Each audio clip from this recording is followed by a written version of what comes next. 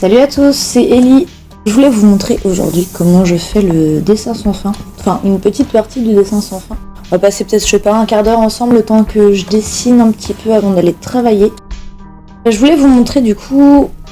Alors, le dessin sans fin, c'est un très très grand dessin qui est sur Instagram, qui est du coup la partie que vous pouvez voir à gauche là, qui est un peu grande et un peu très longue. Sans mauvais jeu de mots. Et du coup, en fait, j'essaye de trouver un nouveau format pour pouvoir l'exposer. Parce que je me suis rendu compte avec un peu de retard que 7 mètres de haut sur à peu près 63... ça fait 63 cm à peu près de large. Bah, c'était peut-être pas pratique. Et donc du coup, si je veux pouvoir l'exposer un jour, il va peut-être falloir aller sur la largeur qui a un format un peu plus conventionnel et un peu plus simple. Du coup, je suis en train de bidouiller pour reprendre le début du dessin et en même temps faire que ça matche avec le haut du dessin qui est ici. Donc ça, c'est la dernière ligne qui a été postée quand j'ai atteint les 10 000 followers. Du coup, je voulais vous remercier parce que ça me fait énormément plaisir, c'est hyper chouette. Donc merci beaucoup à tous. Et du coup... Donc, ça, attends, voilà, ça match avec ça ici, et ça là, ça match avec ce qu'il y a plus haut, ce qui fait que normalement je pourrais l'exposer dans sa hauteur comme dans sa largeur, si tout se passe bien et que je me suis pas plantée en réfléchissant à tout ce truc. Bon, et du coup aujourd'hui, je suis en train d'importer un dessin que j'ai fait il y a quasiment... pas un an, mais je me demande si c'est... Je crois que c'est ce dessin-là qui a fait que j'ai commencé le dessin sans fin. Parce qu'en fait, à la base, je l'avais dessiné un peu... Je l'avais dessiné dans les tons de bleu, un peu de la même couleur que le dessin sans fin. Voilà, donc là il est en noir, forcément, parce que j'ai pas pris la version que je voulais. Parce que bleu sur bleu, c'était chiant. Et en fait... C'est un dessin que j'avais fait pour illustrer une histoire pour enfants que j'avais inventé, que j'ai pas fini. C'est une histoire de 2 personnages dont je vous parlerai un moment parce que je compte bien les finir un jour. C'est une petite fille et son robot.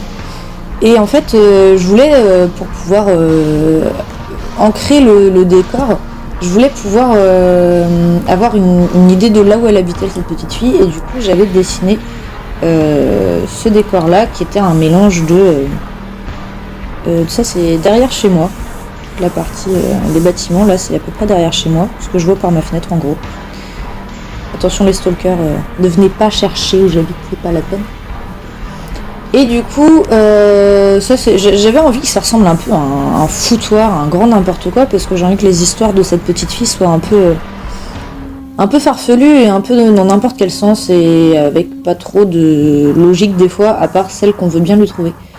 Du coup, j'avais fait ce décor là. Et en fait, là, je viens à peine de réorganiser le dessin sans fin sous sa nouvelle forme pour arriver justement à le faire matcher bout par bout pour pouvoir l'exposer. Et je me suis dit que ce dessin là était quand même un peu à l'origine du dessin sans fin.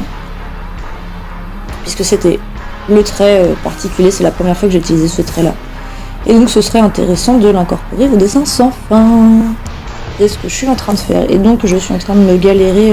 Ah oui, ça veut dire que quand j'ai recopié mon dessin, j'ai gardé un filtre dessus, ce qui fait qu'il est... Je sais pas si vous voyez.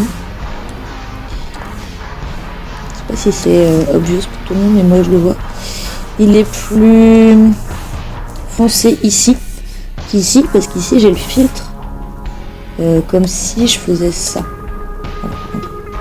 Comme si j'inversais mes filtres. Donc du coup c'est pas très grave pour le moment, faut juste pas que j'oublie, c'est pour ça que j'ai marqué enlever filtre, en gros.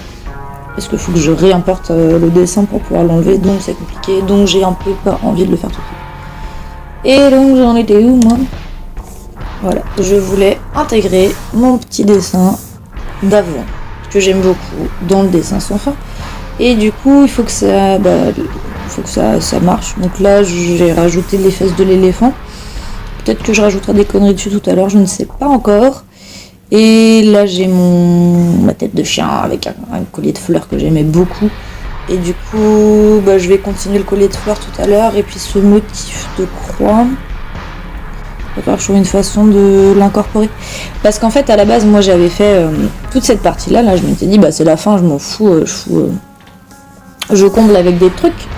J'avais pas pensé qu'un jour je me retrouverais coincée avec mes propres trucs à essayer de les continuer de l'autre côté. Donc je me suis un petit peu trollée. Et là, qu'est-ce que je suis en train de faire? C'était pas le bon calque. Ça ne marche pas.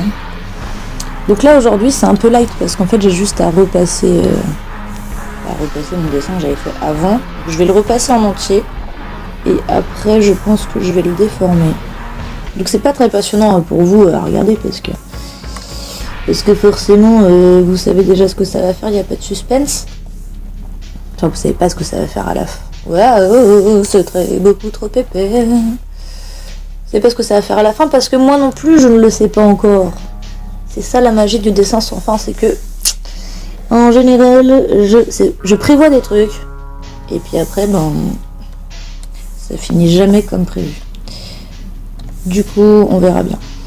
Et là, je fais ça hyper rapidement parce qu'en fait, c'est pas que c'est un détail, mais c'est un décor, donc c'est pas forcément les détails de ces rayures-là qui vont primer. Mais je me souviens que quand j'avais fait ce dessin, j'y avais passé, je sais pas moi, 3 jours au moins à faire que ça. Je me souviens, je m'étais fait un marathon. Je m'étais dit, il faut que je fasse rien d'autre, il faut que je le finisse et tout. Parce que d'ailleurs, il y a eu pas vraiment une bonne idée pour se dégoûter du dessin. Je pense que j'aurais pu faire attention parce que j'ai dû être bien fatiguée après.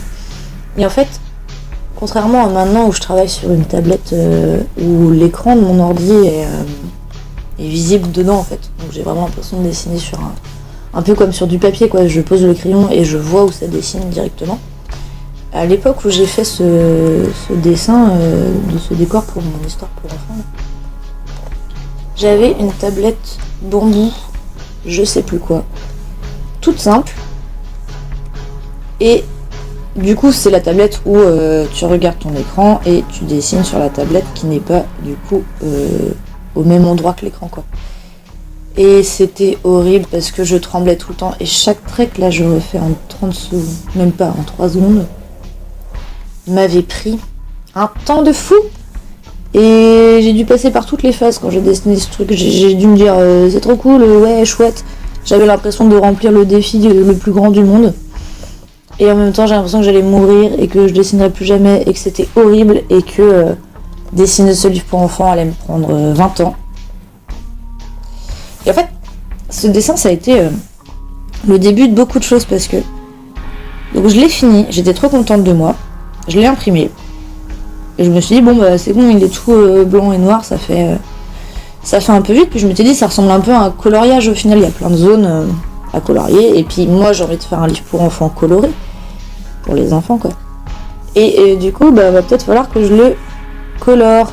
Sauf que à ce moment-là j'avais pas grand chose à part des crayons couleur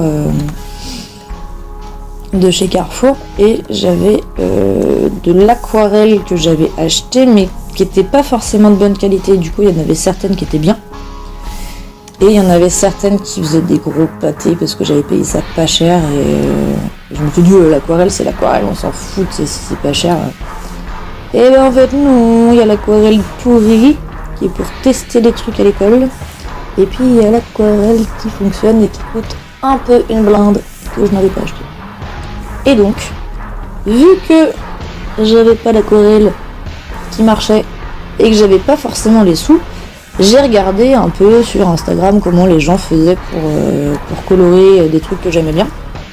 Et je suis tombée sur une nana qui colorait ça à l'encre Colorex. Je connaissais pas du tout. Et je me suis dit, l'encre, stylé. Je me souvenais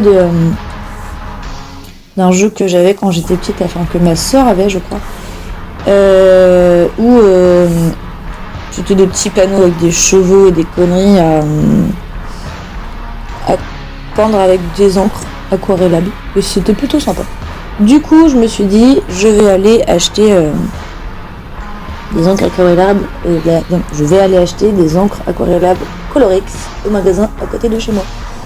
Alors ça coûte un peu cher, c'est un peu genre 6 € le pot, je crois.